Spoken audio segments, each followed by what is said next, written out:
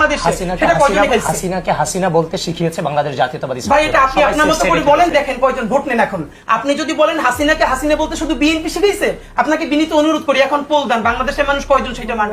আমি আপনাকে বলি খোলামেলা, মানে আমি ভাইদের আলাপ শুনলাম এবং আমার কাছে খুব ক্লান্তিকর লাগতেছে। কি হচ্ছে ক্লান্তিকর লাগতেছে? ধরেন এই আন্দোলনে সাদিক কায়েমের কন্ট্রিবিউশন কি, নাহিদ ইসলাম কি এক দফা ঘোষণা করলো কি করলো না, 9 দফা থেকে এক দফা কিভাবে আসলো, অনেক লম্বা গল্প।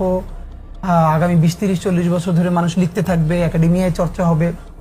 এখন আমি আপনার এখানে ওঠার আগে লিফটে এক মুরব্বীর সাথে দেখা হলো, উনি দৌড়ে এসে বললেন যে ভাই আপনাদের যে আলাপ টালাপ দেখি টিভিতে, এত কিছু তো আমরা বুঝিও না, কিন্তু যেটা বুঝতে চাই এর মানে হলো ন্যূনতম একটা ভালো বাংলাদেশ, যেটা আমরা সহজে বলি একটা মানবিক মর্যাদা সম্পন্ন ইনসাফ ভিত্তিক একটা কল্যাণ রাষ্ট্র, একটা ভালো বাংলাদেশ। এখন মুশকিলটা হলো আজকে 1 বছর পরে আমাদের যেই তর্ক ভীষণভাবে করা দরকার ছিল, সেই তর্কটা কি আপনি নিশ্চয়ই কনসাসলি না, কিন্তু আমরা মিডিয়া থেকে শুরু করে সবাইকে ইচ্ছা করেই ওই তর্ক যাতে সামনে না আসে এই জন্য পিছনের এই আলাপ করছি কিনা। আজকে আলাপ করবার কথা ছিল নাহিদ ইসলাম জীবনে এত ঝুঁকি নিলেন, 1 বছরে নাহিদ ইসলামরা সেই ইনসাফের নতুন বাংলাদেশ বিনির্মাণে কি কি নতুন করতে পারলেন। বিএনপি এত বড় বিএনপি স্টেক হোল্ডার, সে এখন বারবার বলবার চেষ্টা করছে সে এটা করেছে সেটা করেছে, ভেরি ওয়েল, কিন্তু বিএনপি গত 1 বছরে কি দেখাতে পেরেছে মানুষকে কোন হোক যে আমি ক্ষমতায় গেলে কি দেখাতে পারবো? জামাত ইসলাম নতুন কি আনতে পারলো? মানে আমাদের তো বরং 1 বছরে এই রাজনৈতিক প্রতিযোগিতাটা তুমুল হওয়া দরকার ছিল। এখন আজকে আমরা বলছি যে, তবে আমি একটু ফাঁকে বলতে চাই আবিদ ভাইয়ের সাথে যে নাহিদ ইসলাম ঘোষণা করে নাই। এখন দেখেন এখানে 2টা ব্যাপার খুব কথা। একটা, অনেকে বলতে চায় বিশেষ করে আমাদের ছাত্র দলের ভাইয়েরা, আমি আপনাকে খুব খোলামেলা বলি, বাংলাদেশে আমি শত সমালোচনা সত্ত্বেও 2টো ছাত্র সংগঠনকে সবসময় এক্সট্রা একটা অ্যাডভান্টেজ শ্রদ্ধার সাথে দেই, যাদেরকে বাংলাদেশের স্বাধীনতার সার্বভৌমত্ব রক্ষায় ভ্যানগার্ড মনে করি। একটা হলো ছাত্রদল আর একটা ছাত্র শিবির। এদের অনেক সমালোচনা আছে, নিজেদের মধ্যে প্রচন্ড ঝগড়াঝাটি আছে, কিন্তু দেখবেন বাংলাদেশ বিপদে পড়লে আপনি এদেরকেই ভ্যানগার্ড হিসেবে সবার আগে পাবেন। সুতরাং আমাদের জায়গা হলো যে এই ন্যূনতম তাদের ঝগড়াঝাটি থাকার পরও এমন পর্যায়ে যেন তারা গিয়ে না পৌঁছায় যেটা আওয়ামী লীগ অ্যাডভান্টেজটা পায়। আমার ভীষণ খারাপ লাগলো, গতকালকে দেখলাম সম্ভবত এই ডাকসু ইলেকশনকে কেন্দ্র করে ছাত্রদল শিবিরের সমালোচনা করছে, শিবির ছাত্রদলের সমালোচনা করছে, বাকছার শিবিরের করছে। ভাই সবার পলিটিক্যাল ঝামেলা তো থাকবে, কিন্তু সেটা আওয়ামী বয়ানে কেন? আমাদের নতুন বাংলাদেশে এখন যদি ছাত্রদল শিবিরের মতো কথা বলে তাহলে তো ছাত্রদল শিবির হয়ে গেলেই পারতো।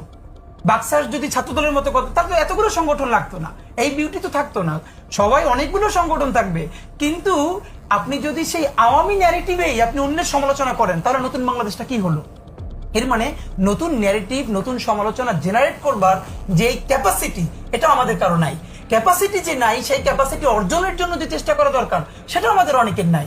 তো এখন ব্যাপার হলো, আমি যেটা আপনাকে কাইন্ডলি একটু বলি, নাহিদ ইসলামের সাথে আমার 101টা সমালোচনা আছে নাহিদ ইসলামের ব্যাপারে, কিন্তু এর পরেও এটাই তো সত্য। ধরেন বিএনপি মির্জা ফখরুল ইসলাম আলমগীর সাহেব আমি জানি অত্যন্ত টেকফুলি বলেছেন যাতে এই গত ফ্যাসিস্ট সরকার যাতে বলতে না পারে যে এটার সাথে রাজনীতি জড়িয়ে গেছে, সুতরাং মেরে দাও, বিএনপি থাকলে মারা যাবে, জামাত থাকলে মারা যাবে। তো উনি বলেছেন যে না, এটা তো ছাত্রদের আন্দোলন, এবং টেকফুলি এটা আমরা মানি। কিন্তু ধরেন হাসিনার পতন হয় নাই, তো হাসিনার পতন হলে আপনি চক্ষু করে বলেন তো সবার আগে ফাঁসিটা হলো কার হতো? জামাতের হতো? বিএনপির কার হতো না? সবার আগে নাহিদের হতো।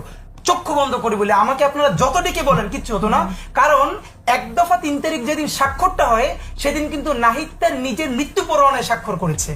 ব্যাপারটা এমন না, এটা অনেককেই বলা হয়েছিল, আপনারা সেই ঘোষণাটা দেন।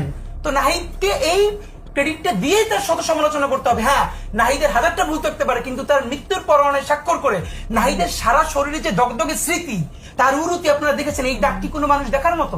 হ্যাঁ, এই নাহিদের 1000টা প্রবলেম আছে, তারা করাপশনের সাথে জড়িত হলে বলবো, সামনে আসলেন না কেন, বাচ্চাদেরকে লাগলো কেন? নাম্বার 2, কোটা থেকে যারা কোটা আন্দোলন করে তারা কি আসলে একটা করতে পারে? ভাই যেটা বললো, তারা কি পলিটিক্যাল আন্দোলন পারে? এই ফ্রেমিংটা আসলে ভালো না। এই যারা কোটা আন্দোলন করেছে, এই ছেলেরা শুধু কোটা আন্দোলন, এই ছেলেরা গত ক্যাম্পাসে 5-7 বছর ধরে ছাত্রদল যখন ক্যাম্পাসে দাঁড়াতে পারে না, ছাত্র শিবির দাঁড়াতে পারে না, তখন ছাত্র অধিকার পরিষদ ক্যাম্পাসে দাঁড়িয়েছিল। সেই ছাত্র অধিকার পরিষদ ভেঙে ছাত্র শক্তি যখন হয়েছে, ওদের শক্তি ক্ষয়ে গেছে, তাও তো ন্যূনতম কিছুটা একটা দাঁড়িয়েছে। তো তাদের একটা জায়গা থেকেও তারা কোটা নিয়ে বলেছে, কিন্তু ব্যাপার হলো যদি পারতেন তাহলে ছাত্রদল নামই করতো। ছাত্র অধিকার পরিষদ কখনো হাসিনার থ্রেট ছিল না ভাই। ছাত্র অধিকার পরিষদ থ্রেট অফকোর্স ছিল, এই কথা ভাই শুনেন। নূরের 101টা প্রবলেম থাকতে পারে, কিন্তু নূর একা যে মাইর খাইছে সারা বাংলাদেশে, সেটা কয়জন খাইছে? হাসিনাকে হাসিনা বলতে শিখিয়েছে বাংলাদেশ জাতীয়তাবাদী। ভাই এটা আপনি আপনার মতো করে বলেন, দেখেন কয়জন ভোট নেন এখন। আপনি যদি বলেন হাসিনাকে হাসিনা বলতে শুধু বিএনপি শিখেছে, আপনাকে বিনীত অনুরোধ করি এখন পোল দেন বাংলাদেশের মানুষ কয়জন সেটা মানে। দেখেন বিএনপি কে আমি হাজারটা সমালোচনা সত্ত্বেও বলি যে বিএনপি কে কোনোদিন কর্নার করা যাবে না, এবং বিএনপি হলো বাংলাদেশের সব থেকে বড় সেই সার্বভৌমত্বের ফোর্স। কিন্তু এইটা যদি যে আজকে আমি জামাতের আমির বলবে এই এক দফা আমরা করেছি বিএনপি থেকে, ভাই এই সমালোচনাটা না করে ধরেন এটা আমরা করলামই না, আজকে ক্ষতি কি দেশের বলেন? আচ্ছা। বরং এই প্রতিযোগিতাটা করি যে নতুন বাংলাদেশ বিনির্মাণে আমাদের ঠিক কাছে আছে, ঠিক আছে।